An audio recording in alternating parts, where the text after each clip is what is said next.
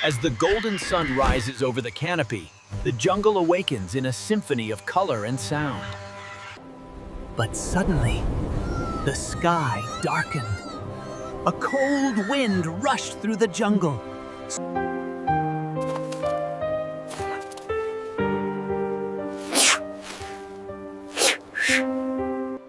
Roro tried everything he could. He built a warm nest, brought leaves, and sang comforting songs. Then Roro remembered an ancient legend. A magical tree deep in the jungle.